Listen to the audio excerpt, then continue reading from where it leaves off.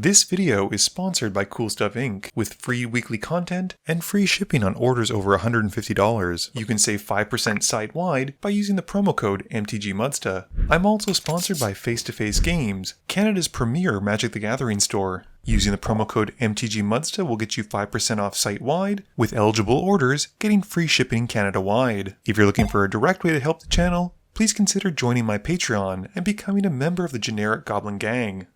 Hey gang, and welcome back. Today's game was filmed in my studio, with Eric, Bryce, and Kuzno rejoining us. Today I'm playing my Jodah backgrounds deck, keeping Mirari's Wake, Godless Shrine, Mountain, Windswept Heath, Sunpetal Grove, Resurgent Belief, and a Smothering Tithe. Eric has built at the time of the newly released Zask, keeping a Swamp, Forest, Command Tower, Green Sun Zenith, Moldgraft Millipede, and a Deathcap Glade. Bryce is rocking the classic Nekusar, keeping a Polluted Delta, Arcane Denial, Temple Bell, Mana Drain, Is It Boilerworks, Sulphur Falls, and Forced Fruition. Kuzno is playing his Cadira deck and he wants to make some bunnies, keeping Command Tower, Tireless Provisioner, Haship Oasis, Sword of Sinew and Steel, and Arasta of the Endless Web. Kuzno wins the die roll and starts us off. He draws, and the first land of the game is a Command Tower. Bryce just plays his Polluted Delta, passing. Eric plays a Terramorphic Expanse, cracking it to find a basic, and passing to me. I play a tapped Godless Shrine, and in the meantime, Bryce cracks his Polluted Delta to go and find a Blood Crypt. Kuzno plays out a Haship Oasis, passing after that.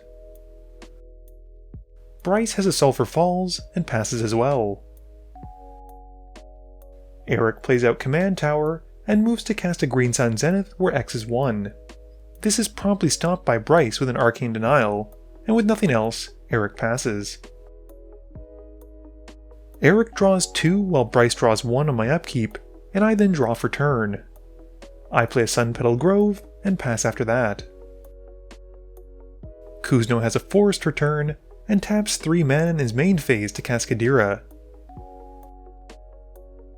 Bryce plays a Drowned Catacomb and also taps out, but instead of casting Cadira, plays a Temple Bell. Eric plays a Deathcap Glade and pays 3 mana for a Cemetery Tampering.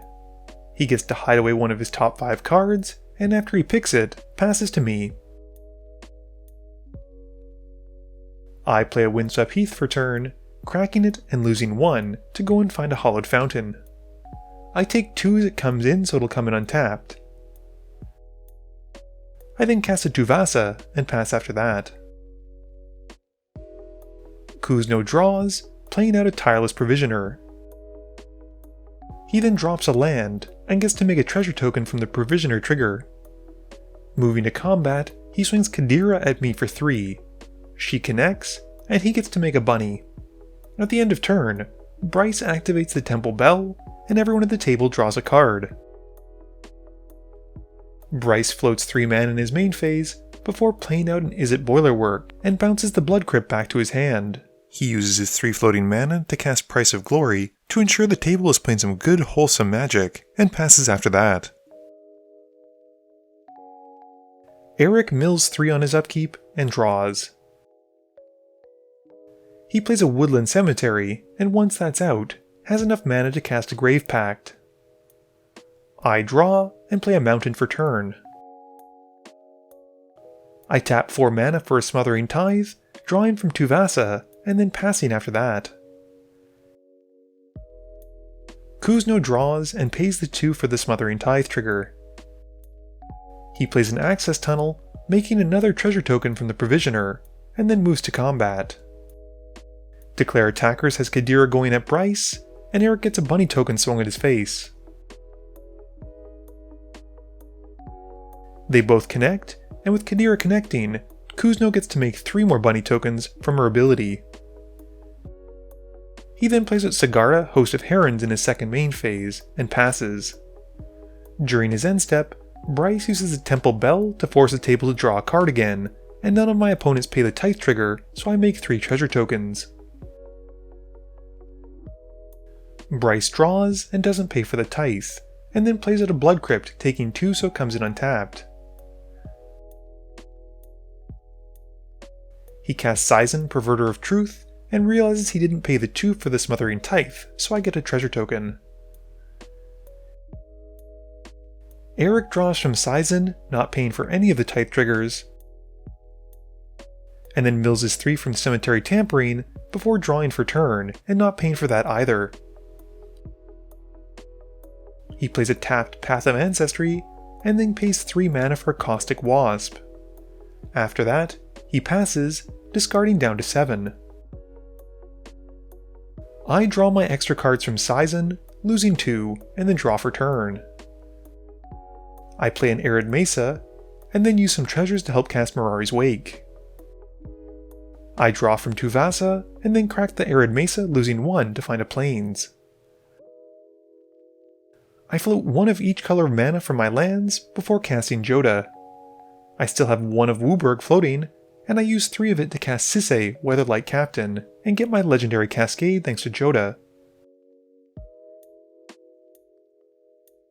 I reveal until I hit Street Urchin, and put it to field. I then crack some treasures to cast Sithis, and get to Cascade again. This time I'm supposed to reveal until I hit Cultist of Absolute, which is actually in my hand. The table asks that I reveal my Cascade so they can have a sense of what's in the deck, and I'm happy to oblige. I shuffle up since I don't hit a target, and then go to combat.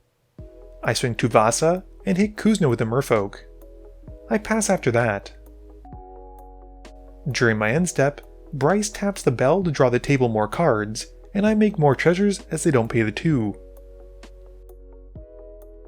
Kuzno draws, and plays a Flooded Strand, cracking it and losing 1, which prompts Bryce to remind him about the Sizen draw. Kuzno's forgotten about it, and he loses 2 and draws 2, and then goes to search for his library for a Savannah. He makes 2 treasure tokens, 1 from it and 1 from the Strand earlier from the Provisioner. 3 mana then gets him an Aura Shards, which has me quickly countering it with a mana drain after sacrificing some treasures. Moving to combat, Kuzno then goes at Eric with Cadira, and Bryce gets Sigarda. Neither of them block, and both take the hits, and Cadira makes Kuzno 6 more bunny tokens.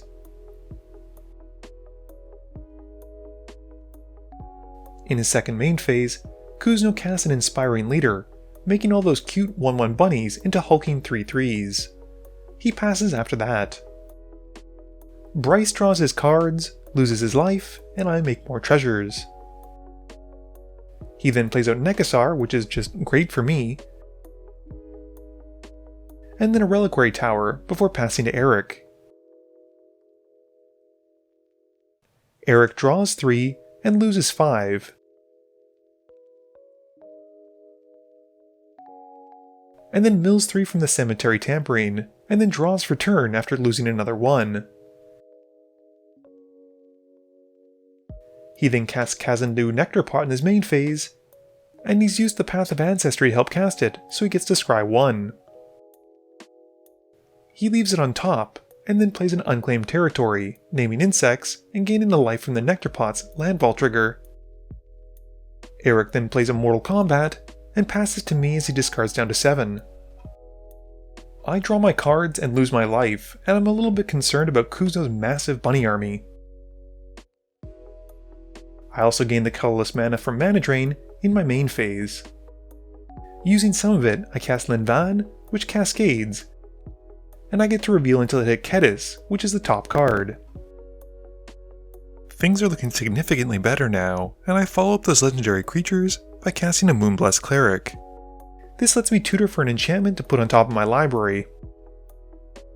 I reveal Raised by Giants, and put it on top. I then cast Cultist of Absolute, and layer my triggers to resolve the Sithis ability first, gaining a life and drawing a card. I then cascade into nothing, and have to shuffle up my library. I also get to resolve the Linvan trigger, and get to pump Jodah by +1/+0. I then cast the Raised by Giants. This lets me draw a card and gain 1 life from Sithis, and pump Jodah again with Linvan's trigger. I then get to Cascade from Raised by Giants, hitting Zur Eternal Schemer. Using my last treasures and a land, I cast Shameless Charlatan, drawing a card from Sithis, who also negates the life loss from Nekusar by gaining me 1. I get to pump Jodah with Levan again, and then Cascade into nothing because I have nothing that the Charlatan can hit. I then cast Guild Artisan, pumping Jodah again, and drawing with Sithis, and then shuffling again from the Cascade, failing to find anything to hit. 2 more gets me an Agent of the Shadow Thieves, pumping Jodah by another +2/+0 for Linvan, drawing me a card, and then cascades me into nothing but a shuffle. At this point, we count up how many legendary creatures I control, plus how many pumps, plus the Raised by Giants, and Jodah will be now swinging for 30 points of damage, which will kill anyone outright with commander damage. We also have to keep in mind that Kez's ability will trigger and deal that much damage to each opponent, which will take both of the other opponents out at the same time. Moving to combat, I swing Jodah at Kuzno, and before damage, Bryce activates the Temple Bell to try and draw into removal. Sadly, none of my opponents draw into it, and I take Kuzno out with commander damage, and Bryce and Eric get taken out by Kedis' ability. Game review time. So I think Bryce regretted using Arcane Denial on Green Sun Zenith so early, especially when I played that Smothering Tithe. And although I approve of Price of Glory since I think it's a fantastic card in red, I'm not too sure it's exactly what he wanted to be doing. It really prevented him from using any kind of counterspell later in the game, which frankly was needed to keep me in check. On top of that, I just benefited so strongly with the Smothering Tithe out from his entire deck since all he wants you to do is draw cards, and it really propelled me into a winning position. I think Jodah is very, very strong, and Cascade is a particularly powerful effect since you often get 2 cards for 1.